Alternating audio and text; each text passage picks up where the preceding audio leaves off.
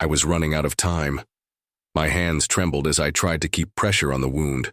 The dog whimpered beside me, his dark eyes wide with fear. Blood soaked into the concrete beneath us, pooling around my knees. I could still hear the chains, rattling in the darkness, still feel the weight of everything I didn't understand pressing down on me. Somewhere outside, a car engine revved. They were coming. The flashlight flickered, its weak beam cutting through the dust-filled air. My breath was ragged, my heartbeat hammering in my ears. The house smelled like rust, decay, and something worse, something I couldn't name. "Stay with me," I whispered, though I wasn't sure if I was talking to the dog or myself. Then I heard it. A voice. Low. Unfamiliar. Coming from the doorway. "You shouldn't have come here." I turned, my vision swimming. A figure loomed in the shadows, tall and still. For a moment I thought I recognized them. Then I saw the knife, and just before everything went dark, I heard 4 words that sent ice through my veins. "He was never yours." 3 days earlier, I never planned on stopping. It was supposed to be a quick drive home, just another uneventful evening after work. The radio played some old rock song, the kind that made you tap your fingers on the steering wheel without thinking. The road was empty, the sky darkening into that deep blue just before night fully settled in. Then I saw the house. I'd passed it 100 times before, an old, forgotten place at the edge of town. Boarded-up windows, rusted gate, the kind of house kids dared each other to step inside only to run away laughing. But this time something was different. A sound, faint, muffled. I almost ignored it. Probably the wind or maybe a raccoon rummaging around. But then in the brief second my headlights swept across the house, I saw movement. A shape. Low to the ground. A dog. I pulled over before I could talk myself out of it. Stepping out, the calm, cold air hit me first. It carried the scent of damp wood and something metallic, something wrong. The house loomed ahead, silent and watching. Then I heard it again. Scraping metal followed by a weak, desperate whimper. I swallowed. "Hello?" No answer. Just the wind rattling the dead branches above me. I took a step forward, my boots crunching against gravel. The sound felt deafening in the quiet. Pushing open the rusted gate, I moved toward the house, my pulse quickening. And then I saw him. A German shepherd, thin, ribs pressing against his fur. His coat, once thick and strong, was matted with dirt. His eyes locked onto mine, not with fear, not with aggression, but something worse. Resignation. He didn't even flinch when I approached. His thick metal chain was wrapped around a wooden beam, too tight, cutting into his skin. He had been here for a while, abandoned. Something twisted in my chest. "Who did this to you?" I whispered. Of course, he didn't answer. But something told me. This wasn't just neglect. It was deliberate, and that meant someone might come back. I checked the house, scanning the windows. Nothing. No lights, no movement. Just silence. But my gut told me I wasn't alone. Still, I couldn't leave him here. I knelt beside him, reaching for the chain.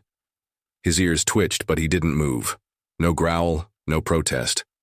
Just silent, tired acceptance. As I started working the rusted links loose, the wind shifted, and that's when I noticed it. The door, slightly open, like someone had been watching, like someone had just stepped inside. And suddenly the night didn't feel so empty anymore. I should have left. Everything in me screamed to get back in my car and pretend I never saw this place, never heard the dog's weak whimpers, never felt the eerie pull of the house staring back at me. But I didn't leave. Instead, I tightened my grip on the rusted chain and glanced back at the cracked doorway. It was open wider now. I swore it hadn't been like that before. A gust of wind howled through the trees, making the branches rattle like bones. My breath hitched, my skin prickled. The dog let out a low, guttural growl. Someone was in there. I looked down at the German shepherd. He didn't cower, didn't try to run. He just stared at the house, ears pinned back, body stiff. I swallowed, hard. "Come on, let's get you out of here," I muttered, yanking harder at the chain. It wouldn't budge. The metal had rusted over, fusing the links together like they had been set there for years. Whoever had done this didn't just leave him behind. They wanted to make sure he never got out. I needed something to break the chain. A bolt cutter, a rock, anything. My eyes flickered to the house again. No, I wasn't stepping inside. But then, I saw it. A heavy metal pipe lying just inside the doorway, like it had been placed there on purpose. I licked my lips, nerves tightening my chest. Maybe I was just being paranoid. Maybe the house was truly abandoned and the wind had pushed the door open. Maybe the dog's owner was long gone, and I was standing here freaking myself out over nothing. Or maybe I pushed the thought away. I had to get the dog free. Carefully, I stepped forward, my boots pressing into the rotted wooden porch. The door let out a soft creak as I nudged it further open. The air inside was thick, stale, tinged with the faint scent of something rotting. I crouched down, reaching for the pipe, and then the floor creaked above me, not the wind, not the house settling. Footsteps. Slow, deliberate. Someone was upstairs. I snatched the pipe and bolted back outside, heart pounding. The dog was still there, his gaze locked onto the doorway like he was expecting someone, to step out. I raised the pipe and slammed it down on the chain. The rusted metal groaned but didn't break. Inside the house, the footsteps moved again. I gritted my teeth and swung the pipe harder. This time, the chain cracked, snapping free from the beam. "Come on," I hissed. "Let's go." The dog hesitated, just for a second. Then, as if deciding I was worth trusting, he stood up on shaky legs and stepped beside me. We backed away together. 1 step, 2 steps. Then, bang, the door slammed shut behind us. My breath caught in my throat, my grip tightened on the pipe. For a long moment, nothing happened. Then, from inside the house, a whisper, so faint I almost thought I imagined it. "He belongs to me." The dog snarled. I turned and ran. The mystery deepens. I didn't stop running until we reached my car. The German Shepherd jumped into the passenger seat without hesitation, curling up like he had always belonged there. I fumbled with my keys, my fingers shaking as I started the engine. I didn't look back at the house. I didn't need to. I could feel it watching. The whole drive home, the dog sat still, silent. He never once looked at me, just kept his eyes fixed on the window, watching the dark road behind us. Every so often, his ears twitched, like he could still hear something I couldn't. By the time I pulled into my driveway, the tension in my chest had barely eased. The moment I shut off the engine, the dog finally turned to look at me. I hesitated. "Guess you need a name," I muttered. His ears perked slightly. "Max?" "Nothing." "Buddy?" He blinked. I sighed. "Okay, we'll figure it out later." He followed me inside without hesitation. I grabbed an old blanket and laid it on the floor, but he ignored it and curled up beside the couch instead. I watched him for a moment, trying to shake the unease settling in my gut. That house, those footsteps, that whisper, and the way the door slammed shut, like something wanted to keep us there, or worse, like something didn't want him to leave. I ran a hand through my hair, exhaling sharply. "It's fine. You're safe now," I said aloud, mostly. To convince myself, Max, or whatever his name was, lifted his head slightly. His dark eyes flickered toward the front door. Then he did something that made my stomach drop. He growled. Not at me, not at anything I could see, just at the door, at something on the other side. Something that, according to my locked deadbolt, wasn't supposed to be there. Unraveling the unknown the next morning, I told myself I had imagined it. The fear, the footsteps, the whisper. Houses made noises, wind slammed doors, and exhaustion played tricks on the mind. But then, the scratches appeared. I found them by the front door.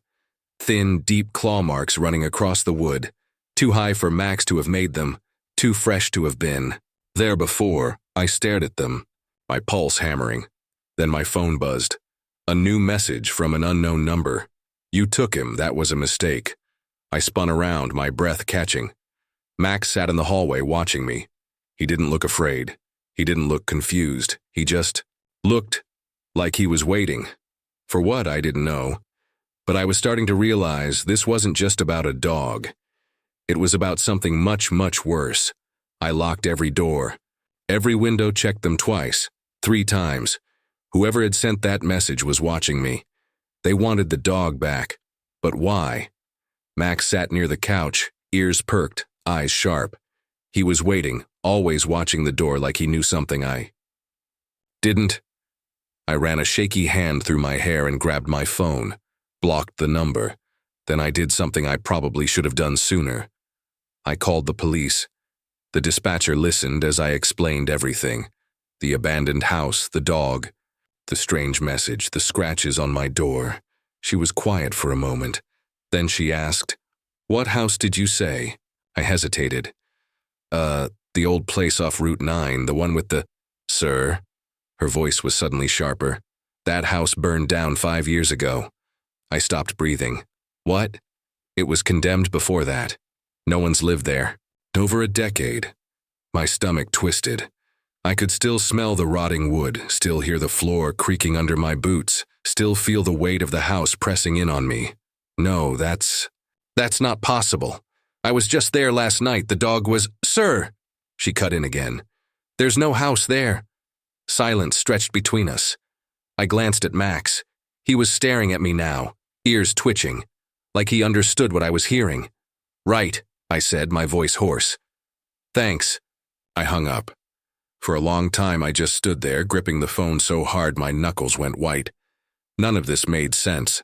I was there. I saw it. And yet, a sick feeling crawled up my spine. What if I wasn't supposed to take Max? What if I had pulled something out of that place? Something that wasn't meant to leave? I took a deep breath and shook my head. No, I was letting paranoia get to me. I had the dog. He was safe. I was safe. It was over. I just needed to get some rest. That night, for the first time since bringing Max home, I actually slept. No nightmares, no eerie noises, no whispers. When I woke up the next morning, I almost convinced myself that everything had been in my head. Then my phone buzzed. Another unknown message. "Check your backyard." My hands went cold. I moved slowly, heart pounding as I walked toward the back door. I barely breathed as I pulled back the curtain. And that's when I saw it. Something was buried in the dirt, a shallow mound, freshly dug, and sticking out from the soil. A collar, not Max's. Another one. I swallowed hard and stepped outside, my breath coming in short gasps. The morning air was crisp, but my skin felt clammy. The dirt was loose, like it had been disturbed recently. I knelt down and pulled the collar. Free? The leather was worn, the metal tag rusted, but I could still make out the name engraved on it. Max. I felt the blood drain from my face. I turned slowly, my pulse thudding in my ears. Max stood at the back door, watching me. Still. Silent. Like he had been waiting for me to find it. And then, for the first time since I brought him home, he wagged his tail. The darkest moment, I dropped the collar like it burned me. This didn't make sense. Max, this Max, was standing right in front of me, but the collar in my hand, it was old, rusted, buried. Someone had buried another Max here. Staggered back, my breath coming in shallow gasps. My mind scrambled for explanations, but none of them made sense. Max, the dog in front of me, tilted his head. And then he stepped forward. His paws barely made a sound on the dirt, but my ears still rang with something else, something distant, a whisper. "You took what wasn't yours." I spun around, heart hammering. The yard was empty. The trees beyond the fence swayed in the wind, their branches clawing at the sky. The morning sun cast long shadows, stretching toward me. I turned back to Max. He wasn't wagging his tail anymore. His dark eyes locked onto mine, and for the first time I noticed something I had ignored. Max never barked, never whined, never made a sound. A shiver ran down my spine. I needed answers. Now I grabbed my phone with shaking hands and searched for anything about the abandoned house. If the police wouldn't tell me the truth, maybe the internet would. And then I found it. Family of 3 found dead in house fire. Only survivor, family dog, later reported missing. The article was old, 5 years old. The fire had taken everything. The parents, the child, the home. But the dog, never found. I scrolled further, my eyes scanning frantically. Then I found the picture. A grainy, faded image of a little boy hugging a German shepherd. The name beneath it made my stomach drop. Max. Not mine. Not the one standing in front of me. The real Max. The one who had died. The one who had been buried in my backyard. A cold sweat broke out over my skin. I looked up slowly. Max, or whatever was standing in his place, was still watching me. Waiting. For what? I didn't want to know. I grabbed my keys and bolted for the door. My hands fumbled with the lock. I yanked it open, my pulse hammering. I needed to leave. Now. Then I heard it. A low, deep growl, right behind me. I turned, heart slamming against my ribs. Max stood in the doorway, blocking my path. His lips curled back slightly, but not in a snarl. It almost looked like a smile. Then he took a step forward, and another, and then the lights flickered. A door creaked open upstairs. A child's voice whispered from the shadows. "You shouldn't have taken him." Everything inside me screamed to run, but I couldn't because Max, not a dog, not anymore, was already too close. And this time, I knew. I wasn't getting away. Max was no longer just a dog. I felt it in my bones, in the way the air turned dense around me, the way my pulse pounded in my ears like a warning drum. The whispering hadn't stopped. I backed away from the door, my knees shaking, my mind scrambling for logic, for reason, for anything that made sense. But sense had left the house the moment. I took Max from that abandoned place, the house that no longer existed. I tried to focus, tried to breathe, but my own voice felt distant when I whispered, "Who are you?" Max blinked, slowly. Then, as if something inside him snapped, he moved, not like a dog, not like an animal at all. His head twitched, his body jerked unnaturally like something wearing a skin that didn't quite fit. And then the whispering grew louder. I clamped my hands over my ears, stumbling back as the voice surrounded me, pressing in from all directions. "You took him." The sound was layered, like more than one voice speaking at once. I turned sharply, heart hammering, scanning the room for who, what, was speaking. Then I saw it. In the reflection of the dark TV screen. A figure, small. A child. Standing in the hallway behind me. I spun around, but there was nothing there, just the empty air. The lights flickered again. The whispers turned to screaming. Max lunged. I barely had time to react. I crashed into the coffee table, sending books and a lamp flying as his massive body knocked me over. But he didn't bite, didn't attack. His weight pressed into me, his dark eyes locked onto mine, his mouth slightly open, like he was trying to speak. But the thing behind his eyes? That wasn't a dog, it never had been. It had always been something else, and I had brought it home. I gasped, struggling to push him off, but his weight was crushing. Then, just as suddenly, he let go. He stepped back, and in the silence that followed, I realized something. He had let me go. Not because he wanted to, because something else was coming. The air turned ice cold, and then, a child's laughter, from upstairs. The hairs on the back of my neck rose. I knew, without question, I wasn't alone in this house anymore. Max, if I could still call him that, tilted his head toward the staircase, waiting, like he was listening to something I couldn't hear, like he was following orders. And then the footsteps started slow, soft, coming down the stairs. I couldn't move, I couldn't breathe. Then just as suddenly, Max turned and ran, straight toward the darkness, straight toward whatever was waiting, and I followed because I needed to see, I needed to know who or what had I brought home. And when I finally reached the top of the stairs, I got my answer. At the top of the stairs, the hallway stretched in front of me, dark and suffocating. Max was there, sitting perfectly still, facing the last door on the right. His tail didn't wag, his chest barely moved, and then the door creaked open, not by wind, not by force, like someone on the other side wanted me to step inside. I didn't want to move. Every nerve in my body screamed run, but I had come too far.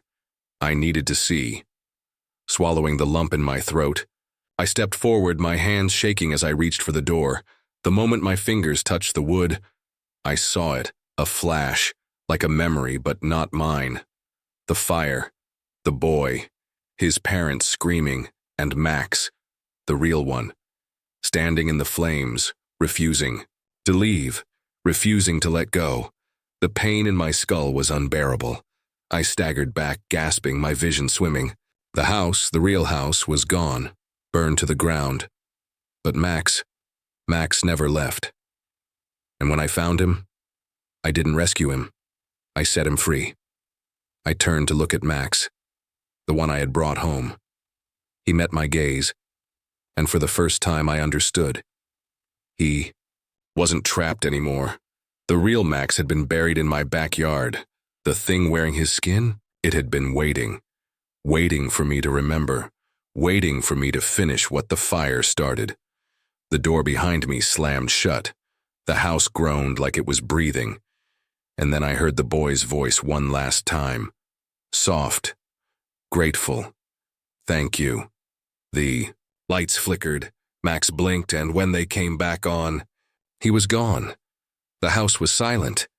Max was gone, and yet I stood frozen in place, my breath shallow, my pulse pounding in my ears. Had it really happened? I turned slowly, my fingers trembling as I reached for the door. It swung open easily. No resistance, no unseen force holding me back. Just an empty room, but the air felt lighter, like something had left, like something had finally let go. I made my way downstairs, each step feeling heavier than the last.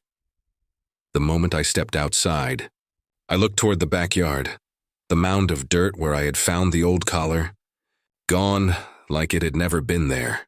I staggered forward, my hands still shaking as I dropped to my knees and ran my fingers through the soil.